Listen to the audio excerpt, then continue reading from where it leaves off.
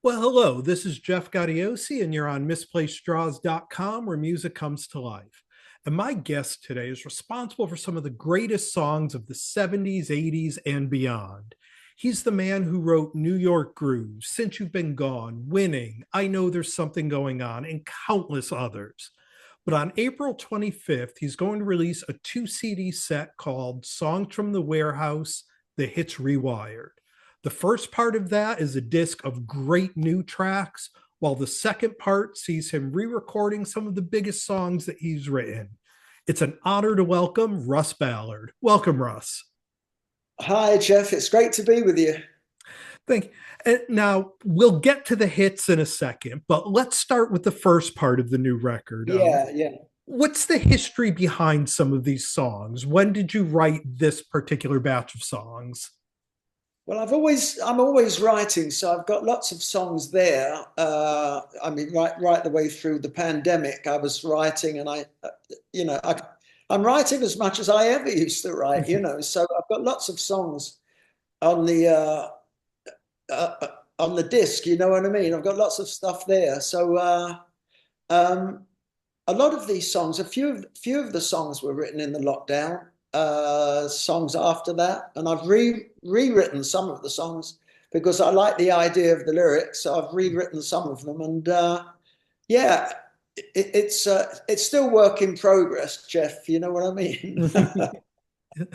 Now, this is your first solo record in pretty much a decade, almost exactly a decade when you look at the release dates. Yeah, yeah, probably. Yeah, Now, yeah. were you planning on recording again, or were you happy just kind of writing and seeing what comes up? Yeah, I'm always open. I'm open. I've never stopped playing. I do go out and play live occasionally, and I've been doing that right the way through. And even when my kids were growing up and stuff, even though I came off the road for a few years, I was still going out there playing, even in my brother's band. He had a function band, and I go out there with him, Mm. and I would either play guitar, sometimes play the drums.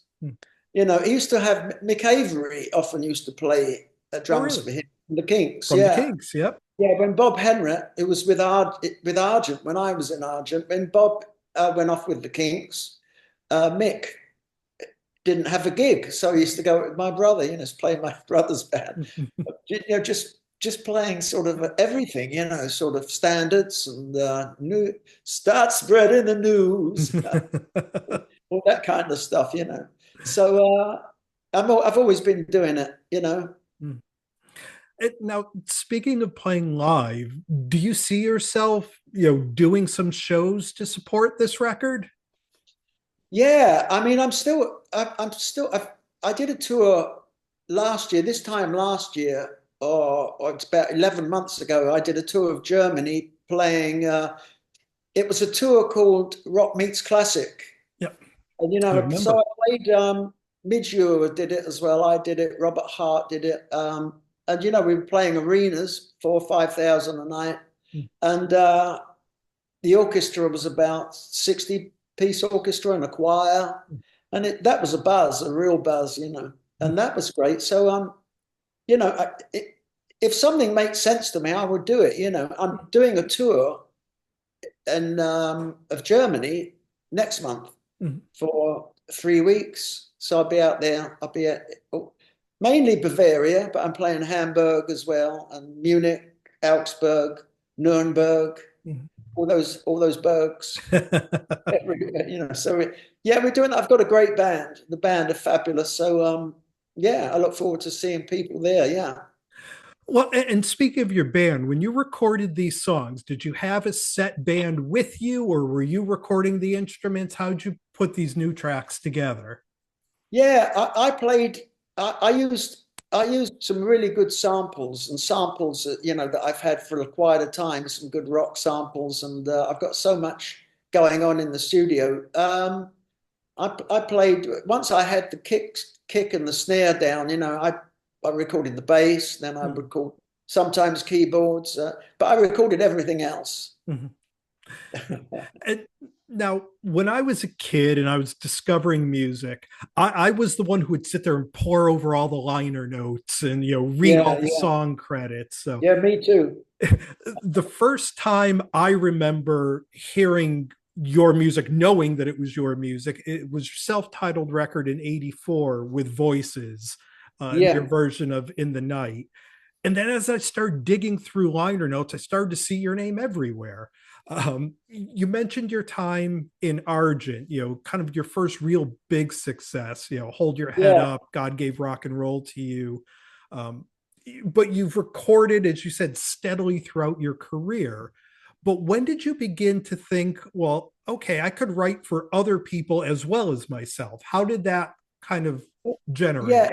it's a strange one. I never really wrote for the only two songs I ever wrote for any. I always wrote for myself, to be honest, things that I would like myself. So the only two songs I wrote for other people were New York Groove. Mhm. I wrote that. I didn't write that for Ace. I wrote that for a band, an English band. They were 16-year-old kids, and my brother saw this band. They were called Hello, and they were just 16. They were just kids, and my brother said, you should listen to this band. They're really great. So I took him in the studio and made the song up in the studio. I had the title. I had this idea to write a song called New York Groove, and I had a notepad with me, and I went. I was going to New York actually to cut to master a Roger Daltrey album that I produced. I produced this thing. I'd had it mastered in London, and everyone was saying to me, "You should go to Sterling Sound in New York." So I jumped on a plane. It was the first time I'd been there for 18 months, I guess. And I had this lyric, this idea. It's been a year since I was here on the street. So I had all these words in my head. But when I got the band together in the studio, I was just saying, I wanted to do a Bo Diddley beat. Ganch, ganch, ganch, ganch, ganch, ganch, ganch, ganch, ganch, ganch. And I was saying to the band, E, ganch, ganch, ganch, ganch, ganch. Down to the many years since I was on the street. I just be da da da da. I was doing that. So they learned the song, and I guess we actually wrote. I had any lyrics before. I wrote the lyrics and the finished thing in 2 hours. Mhm. The whole thing from start to finish in 2 hours, and then that was 75. Yeah. Ace recorded it in 78, Yep. and it was great when I knew he'd recorded it. That was great, but and it did really well. But the first big hit I had in the States was "Liar," a song that I did for Argent, and and then that was cut by Three Dog Night. We did our version we recorded it in '69. Sounds a long time ago, but '69, and they recorded it in '71, Mhm. and it was top 10 in America. Did well, and I thought it was a blues song. I didn't see Yeah. it as a single even. But that's the great thing about writing. I just love it. I just enjoy the whole process. Well, yeah, and it's funny, as you just mentioned, a lot of your songs have multiple lives before they became the iconic version. Yeah, I yeah. mean, are you involved at all in some of that? Are you thinking like, okay, head east, you guys did a great job with Since You've Been Gone, but let's see what Rainbow and Graham Bonnet can do? Are you involved in those various versions of the song? No, the story I heard, because I think the first cover of Since You've Been Gone was Head East. Mm. I think they did the very first cover. And I heard, I don't know how true this is, the story that Rainbow were headlining a tour. Richie Blackmore and Rainbow were headlining a tour of the States. And they were Head East was supporting Rainbow. Mm. Rainbow heard the song there, and they said, this would be great for us.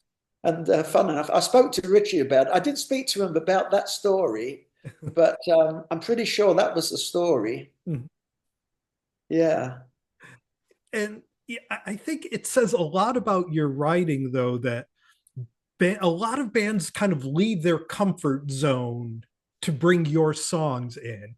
Like Winning is not your typical Santana song. You Can Do No, Magic no, is not your typical America song, but no, it no. works and they're huge hits. I mean, do you Yeah. ever try to match up band and song, or does it just No, happen? no, no, no. It's just that I write them for myself, to be honest. You know, when I recorded, I did an album called Winning in '74 when I left Argent, uh, and the album was called Winning, and it was that song, and I recorded it. It was released as a single, and it didn't do anything. And 4 years later, Santana do it. The second single from that album was Since You've Been Gone for me. But mine was a lot lighter. I played on piano, I played on piano, so it wasn't as rocky. But the chorus it had a good chorus. But I think they saw it really well, when they did it. It should really have been a hard rock song from the word go, really. And then after that, there was a song on the album called Just a Dream Away, and Roger recorded that. Roger Daltrey recorded that for a movie. So I mean, there was, it's they're always accessible, I guess you would say. And there are certain bands that seem to kind of gravitate to your stuff. Kiss, they've done stuff as a band, and Ace and Peter have each done some of your songs. And you mentioned Roger Daltrey. You've had a long working relationship with Roger from Yeah, working on those early records. My personal favorite Roger record, Under a Raging Moon, with your track Breaking Down Paradise. How yeah. did your relationship with Roger start? Well, it started really. I knew Roger from like the late '60s, but we recorded at his house. Um, we recorded Leo Sayer, Mhm. his first album. My friend Dave Courtney and Adam Faith found this kid called Leo Sayer, and they asked if I would play on his album. They had all the songs. They were Dave Courtney, Leo Sayer songs. Dave was writing the tunes, Leo was writing the lyrics. That's how I saw it. Yeah. And they chose to record in Roger's house, in Roger's barn. Roger had an 8-track little studio, and I played guitar. Bob Henrik played the drums, and yeah, that's how I got on well with Roger. And Roger said to me, about a year later, around about a year later, he said, I'm going to do a second solo album, because we recorded Roger's first album there as well. Mhm. And then he got in touch with me, so I'd like you to produce it. And so that was, yeah, that was called Ride a Rock Horse. Yes. Mhm. And yeah, that's how I got involved with Roger. And then he went on tour. He did a tour of the East Coast in New York, Mhm. from New York around that area, ending up at Madison Square. And I play guitar. He had a good band, actually. It was quite a big band. But when you go on with Roger, the big problem with Roger was trying to do all his new songs, and the audience was going, who, which was the problem. So we ended up doing like a half a Who set, which was brilliant. When you write, you've done a lot of songs on your own, you've written a lot with various co-writers. Do you have a preference in, do you prefer to do everything on your own and then kind of present it, or do you like writing with other people and kind of seeing where their heads are at? Yeah, sometimes I used to write with a guy called Chris Winter, who I found very interesting. He used to write really left field songs, and they were always beautiful songs. But he's still with us, and he has a wonderful heart. Wonderful. He's a wonderful, wonderful man. And I heard a song of his, and he wrote the song from the viewpoint of animals. Each verse was singing about an animal, singing about a human being. It started with a seal. I think it started with a seal, I think. Then it goes on to, and it ends with a deer, and a whale. It was amazing. So I actually phoned him. I had never met him, but when I heard the song, I got his his telephone number and phoned him. And we were friends, been friends for years. Unfortunately, he's not too well at the moment, so we haven't written for about 5 years. Yeah. We wrote a song together. We had a couple of successful songs, not so much in commercially, but we wrote one that we had Nelson Mandela in the middle talking. He heard the song, and he wrote some lyrics to it for the middle. So, you know, we have 33% each. It's 33% of the song, right?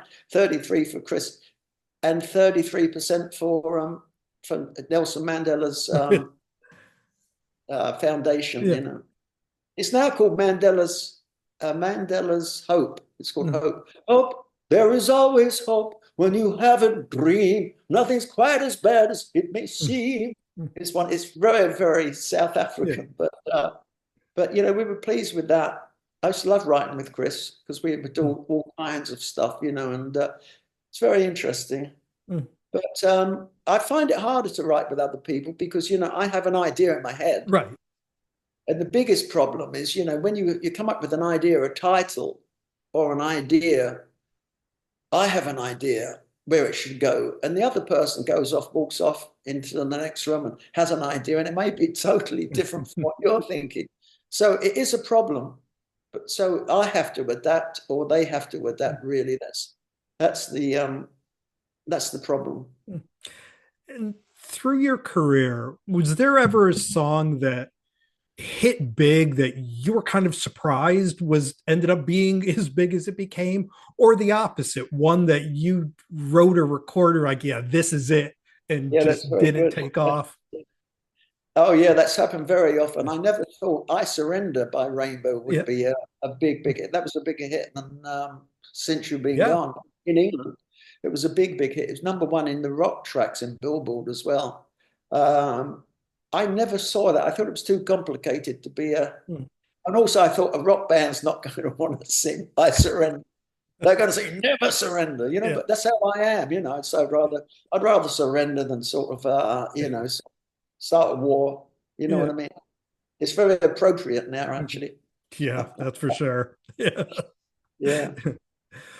Now, getting back to the new material, I mean, it's a different musical climate now. You know, before, a track like Resurrection would have been a huge hit. I mean, it's just a monster song. Thank you. But music has changed. How we listen and consume music has changed. Yeah. So as a writer, do you have to kind of temper your expectations when you do a song, because we're not in the climate where a rock song is going to become, you know, this iconic thing that you've seen in the past? You know, it's a strange one because I know what you're saying. You're absolutely right. You know, life is all about change. We know that. But yeah, I think there are no rules in music. There are no rules. It's a very strange thing in my life. The strangest things have happened. I never expected Liar. I thought it was a little blues song. You know, you do a blues song and suddenly Three Dog Night record it. You know, so I followed the same kind of philosophy as I always followed. You know, just do something you love and you put it out there. I've got little elements, I think, you know, the shouting voices and things like that in the background, I think was, although, you know, when you look at music now, you look at the bands that are doing stadiums and things, they're usually rock bands, aren't they? You know, which is, I find that to be very strange, you know. But there's lots of new music I love. Olivia Rodrigo, and I think her songs are really, really clever. And she uses the old-fashioned chords as well, which I love, you know, with the new style, you know. But, you know, I listen to everything, really, you know, and I'm going to keep working the way I work. Sometimes I do ballads, sometimes. It's just, I like to put some heart and soul into songs as well. You know, as you get older, it's more difficult to write about falling in love, for that feeling of falling in love, because you don't do it anymore. You don't fall in love. You might live sort of loving life, but you don't fall in love, or, go away, I don't need you anymore, come here, I love you. So you try to find new vehicles. So you look in your head, age I am, and you try to sort of look in things, more philosophical kind of things. And it's harder to find things that are sort of, but when we find them, it's satisfying. When I wrote Voices, I wrote a song called Voices years ago, which was very much me, about my life, like Winning was a song about my life. I think when you can find a song about you that it's going to affect you more, you can get deeper into the song. Yeah, so that's how I am. And now the first disc of this package, the new songs, ends with probably one of my favorite songs on the record, "The Last Amen." Is that the last? What do you see next for you? No, yeah, I thought it might be seen like that, actually. No, it's not meant to be the last amen for me, but I was thinking it's my last amen. It's being a bit cynical about the things that have happened in certain walks of life with religious leaders and choirs and this sort of thing. And you hear a lot in England at the moment. We heard a lot about children that have been abused and stuff in choirs and whatever, by religious people that should be looking after them and nurturing them. So I wrote from the viewpoint of a kid, the kid that, and I'm singing about the pulpit and the being in the church, being a kid that was in the church. How would it be to be one of those kids, sort of thing. And that's why I'll have to listen to it again, actually. Come to think of it, it's a while since I wrote the song. Yeah. Well, we've been spending some time here with Russ Ballard. The record is called "Songs from the Warehouse, The Hits Rewired." It's out everywhere on April 25th. The new stuff sounds just as good as the old stuff, which is, I think, the best compliment any songwriter can have. That's lovely. That's brilliant. Thank you. Thank you. That's fantastic. Russ, thank you so much for taking the time to do this. It's been an absolute pleasure spending some time with you. And you, Jeff. That's great. I do appreciate it. Best of luck with the record. Thank you so much. All the best. Yeah.